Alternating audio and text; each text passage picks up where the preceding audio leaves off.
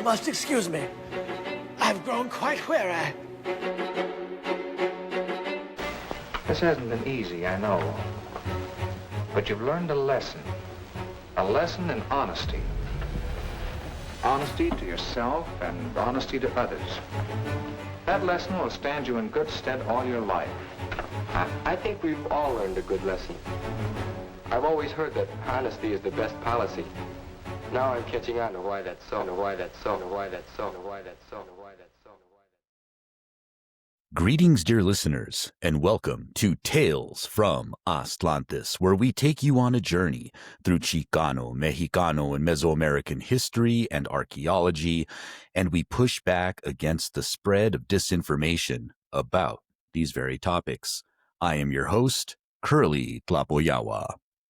So I'm going to be doing a solo episode today. My good friend and co-host, Dr. Ruben Ariano Tlacatecat, could not be joining us, but fear not. You have me here to help guide you through the chaos that is enveloping the world around us. Trump and the cult of Columbus. It was October 9th in Washington, D.C., and the orange-tinted manchild sat hunched in the Oval Office, surrounded by the usual clown show of bootlickers, propagandists, and professional ass-kissers. Cameras clicked away as the stench of urine, Axe body spray, and fascism filled the room.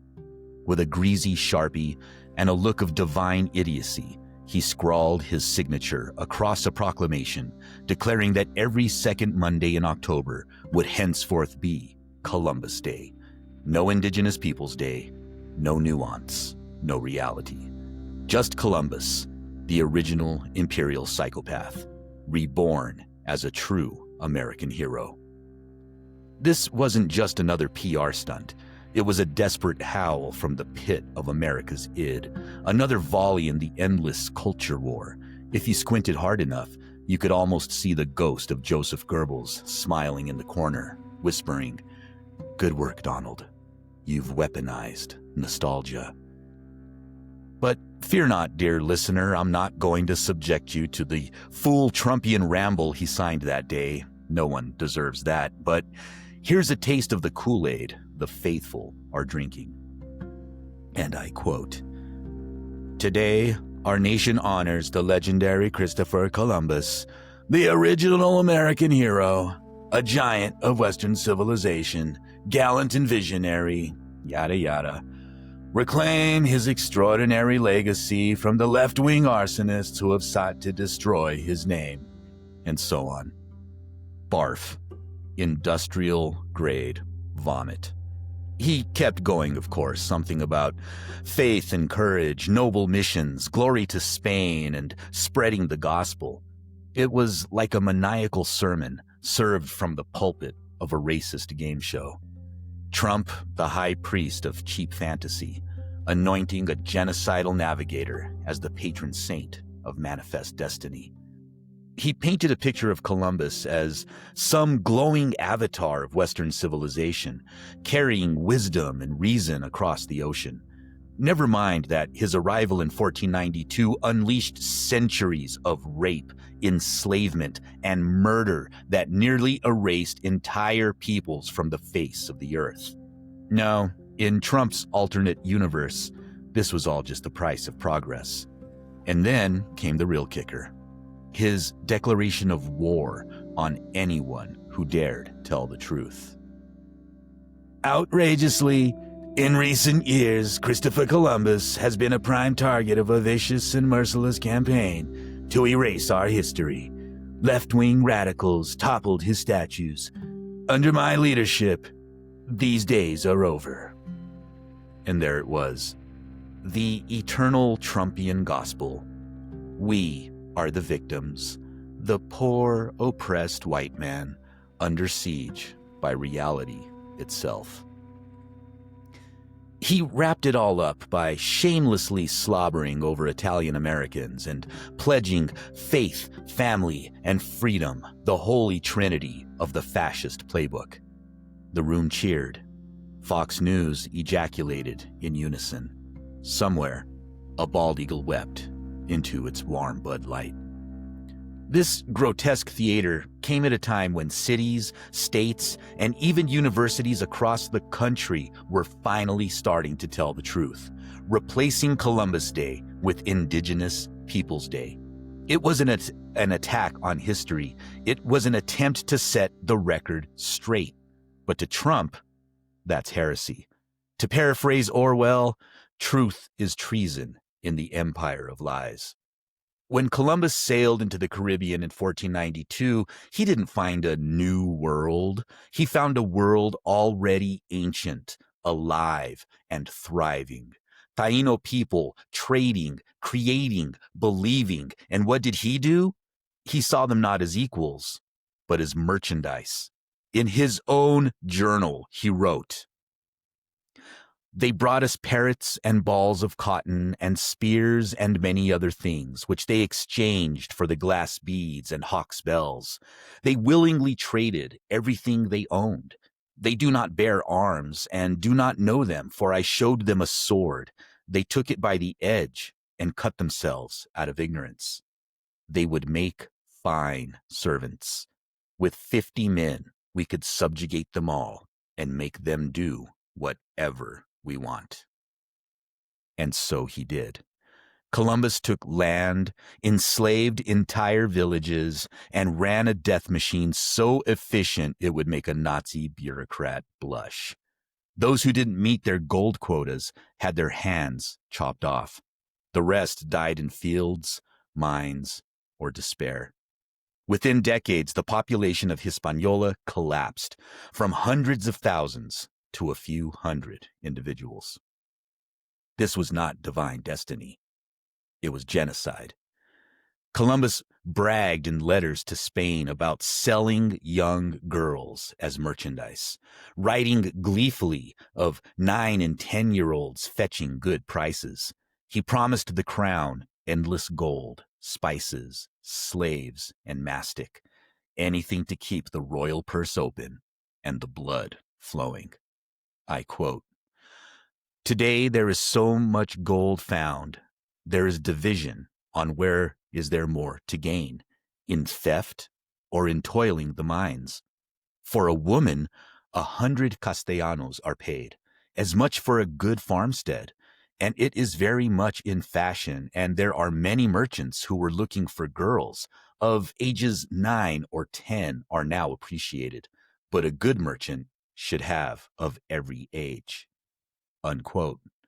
In another letter, the lunatic declared, and I quote, "Their highnesses will see that I can give them as much gold as they desire, if they will give me a little assistance, spices, cotton, as much as their highnesses may command to be shipped, and mastic, as much as their highnesses choose to send for, which until now has only been found in Greece, in the Isle of Chios, and the Signoria can get its own price for it, as much lying aloe as they command to be shipped, and as many slaves as they choose to send for, all heathens." Unquote. Even some of his contemporaries couldn't stomach it.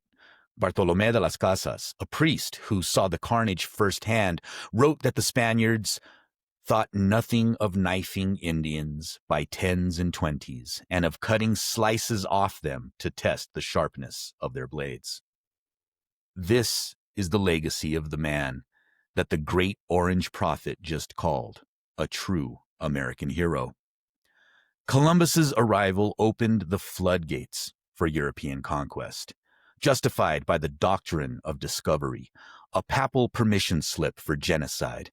It declared that Christian powers could lay claim any land not already inhabited by Christians. This legal abomination still underpins U.S. law today. You can thank Columbus for that, too. Celebrating Columbus isn't patriotism. It's ancestor worship for delusional conquistadorks. It's a ritual cleansing of the empire's sins by pretending that the blood on your hands is red, white, and blue. By the late 20th century, people began to wake up. South Dakota renamed the holiday Native American Day in 1990. Cities like Berkeley, Denver, and Seattle soon followed suit. In 2021, Biden issued the first official recognition of Indigenous Peoples Day. acknowledging the painful history of wrongs and atrocities. This simple act wasn't anything revolutionary or groundbreaking. It was just true. Indigenous Peoples Day isn't about erasing history. It's about refusing to lie about it. It says, yes, Columbus came, and he brought death. But us, we're still here. Trump's latest proclamation is not about heritage. It's about dominance. It's the cultural equivalent of urinating on a protest mural and calling it patriotism. It's a test. Will America keep worshiping its conquerors or finally listen to the marginalized? Reading through the proclamation, 5 things hit me. 1, it ignores accountability and justice. Celebrating Columbus is not a neutral act. It glorifies atrocity. It's a moral lobotomy disguised as tradition. Honoring him uncritically obstructs opportunities to teach history honestly, confront injustice, and heal from the legacies of colonization. 2, it silences indigenous voices.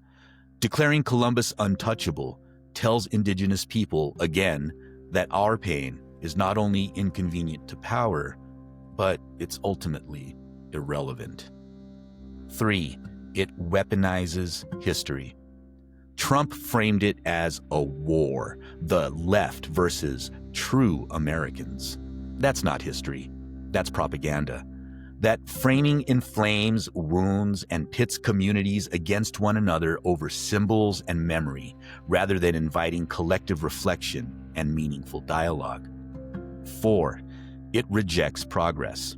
We could be honoring survival, resilience, and justice. Instead, he doubles down on the ghost of empire. And 5, it feeds the beast.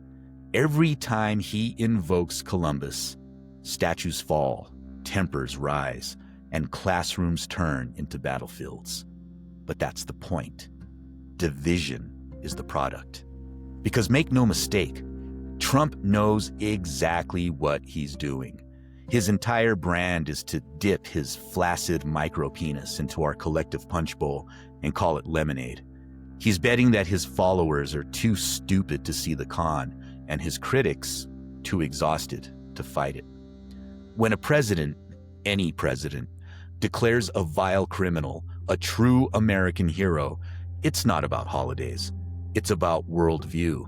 It's the same twisted catechism that says conquest is courage, oppression is order, and history belongs only to the victors. The cruelty is the point. But America's story is not just one of conquerors and killers. It's also a story of survival, of nations that refuse to die. We are still here despite everything. This land remembers. The rivers still carry their names. The people still speak their languages, sing their songs, and raise their children. Doubling down on Columbus Day in 2025 isn't returning to our roots. It's digging deeper into the rot. It's not patriotism.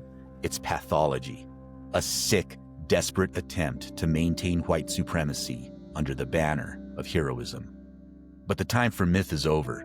The time for reckoning is now.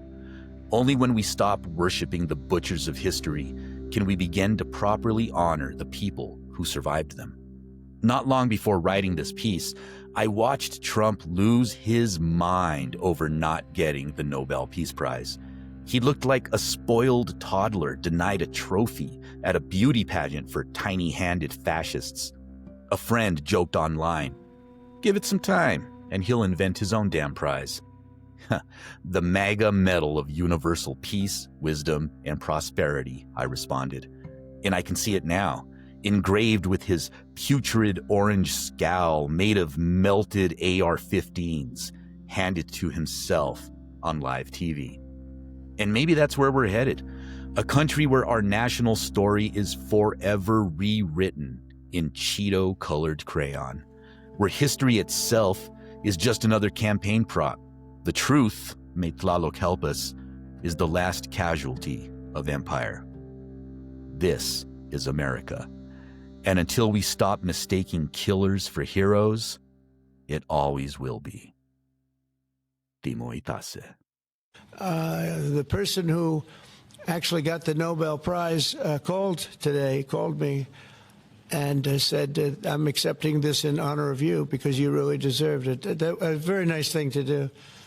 I didn't say then give it to me though. I think she might have. She was very nice, and I've been helping her along the way. They need a lot of help in Venezuela. It's a basic disaster. So, and you could also say it was given out for 24, and I was running for office in 24. You know, all of the transactions that we did in terms of closing, but there are those that say we did so much that they should have done it, but I don't take. I'm happy because I saved millions of lives.